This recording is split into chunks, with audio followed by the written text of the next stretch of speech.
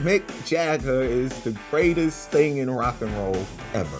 Mick Jagger was born Michael Phillip Jagger on July 26, 1943, in Dartford, England.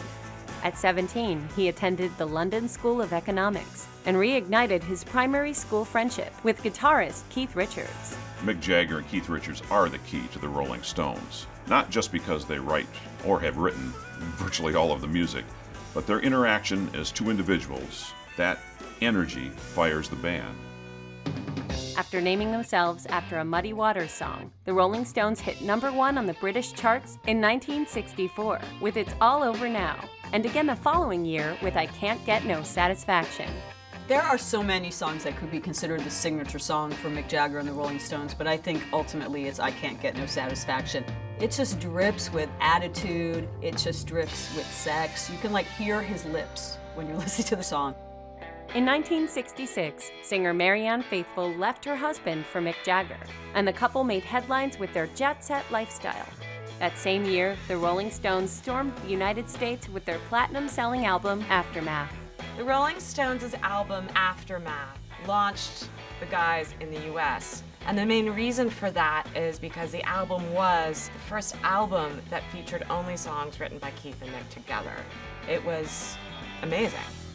Along with Richards and Faithfull, Jagger was arrested on drug charges in 1967 and faced a harsh sentence, but emerged unscathed as a counterculture legend. In those days, what the press portrayed as wild was actually, in our world now, quite tame. Even though we didn't really do that many shocking things in the early days, people were easily shocked. Tragedy struck for the Rolling Stones in California at the Altamont Speedway in 1969, when a concert goer was stabbed by a Hells Angel gang member hired to handle security. The event was captured by the documentary Gimme Shelter. It wasn't all flowers and happiness and sunshine and happy faces in the 60s. There was a darkness to that time, and the Stones completely embodied that. He married Bianca Jagger in 1971. But an affair with model Jerry Hall led to a divorce in 1978. During this period, the Stones launched their own record company and released the albums Sticky Fingers, Exile on Main Street, and Some Girls, which were all included in Rolling Stone magazine's 500 Greatest Albums of All Time. Mick Jagger is still better than everybody in the entertainment industry. He runs the stage, he sings, he engages the crowd. He probably burns like a gazillion calories. The most electrifying person in music history is Mick Jagger. I love him. In 1985, Jagger released the first of his 4 solo albums, and 4 years later, the Rolling Stones were inducted into the Rock and Roll Hall of Fame.